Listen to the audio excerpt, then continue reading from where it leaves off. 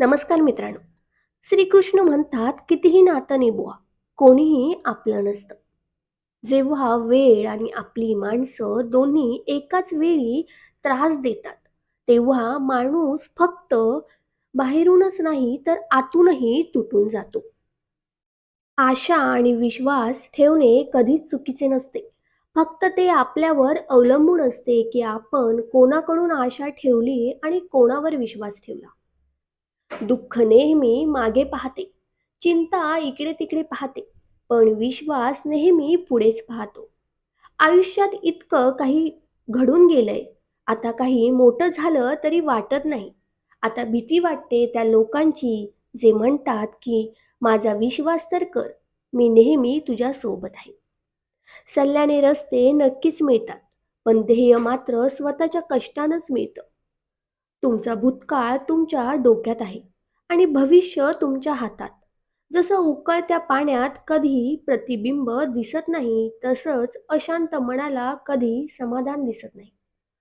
शांत होऊन पहा, तुम्हाला तुमच्या साऱ्या समस्यांची उत्तरं मिळतील. परिस्थिती शिकवून जाते गोष्टी ऐकणे आणि सहन करणे. नाहीतर प्रत्येक माणूस स्वतःमध्ये बादशहाच असतो. माणूस जेव्हा मोठा होतो तेव्हा त्याला तीच माणसं छोटी वाटू लागतात, ज्यांनी मिळून त्याला त्या उंचीवर पोहोचवलं आहे. माहीत नाही आयुष्य पुन्हा मिळेल की नाही. म्हणून दुःखात, रागात, द्वेषात, नाराजीत किंवा कोणाशी भांडण करून ते वाया घालवू नका. आयुष्यात नेहमी आनंदी राहा आणि दुसऱ्यांनाही आनंदी ठेवा. सत्य हे एका सर्जरीसारखं असतं. थोडा त्रास देतं पण नंतर आराम मिळतो. खोटं आहे पण किलरसारखं असतं, जे तुम्हाला थोड्या वेळासाठी आराम नक्कीच देतं, पण त्याचे साईड इफेक्ट तुम्हाला आयुष्यभर सहन करावे लागतात. प्रवास हा छोटा का असेना, पण आठवणीत राहिला पाहिजे. आणि रंग काळा का असेना, पण तो प्रामाणिक असला पाहिजे. चुगलीची धार इतकी तीक्ष्ण असते, की ती रक्ताच्या नात्यांनाही कापून टाकते. कधी-कधी निसर्ग जाणून-बुजून आपल्याला कठीण परिस्थितीत टाकतो, जेणेकरून आपण त्या लोकांचे खरे चेहरे पाहू शकू, ज्यांच्यावर आपण डोळे झाकून विश्वास ठेवतो. मित्रांनो, नाती रक्ताची नसतात, विश्वासाची असतात. जर विश्वास असेल तर परकेही आपले होतात आणि विश्वास नसेल तर आपलेही परके बनतात. जर वाईट वेळेत कोणी जवळ येऊन हे म्हणालं की काळजी नको करू, मी तुझ्या सोबत आहे, तर हे शब्दच औषध बनतात. कोण काय करतंय, कसं करतंय, काय करतंय, या सर्वांपासून तुम्ही जितके लांब राहाल तितकेच आनंदी राहाल.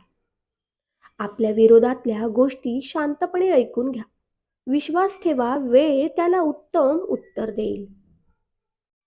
दोन क्षणांच्या रागामुळे प्रेमाने भरलेलं नातं विस्कटून जातं, जेव्हा वेळ निघून जाते.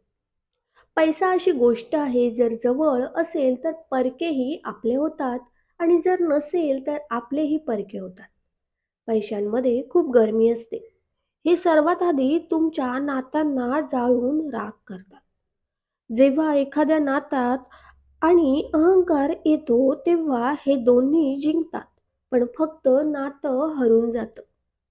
प्रेम जर पक्क असेल तर भांडणे कितीही होऊ दे, पण नातं कधीच तुटत नाही. आयुष्यात चुकीची माणसंच अनेकदा योग्य धडा शिकवून जातात. जेव्हाही तुमच्याकडून एखादी गोष्ट हिरावून घेतली जाईल, तेव्हा समजून जा की निसर्गाला तुम्हाला त्यापेक्षा काहीतरी चांगलं द्यायचं आहे. संकटात अडकल्यावर माणसाला गृहदोष, वास्तुदोष, पितृदोष, शनिदोष, कालसर्पदोष सगळं दिसू लागतं. फक्त स्वतःचा दोष दिसत नाही.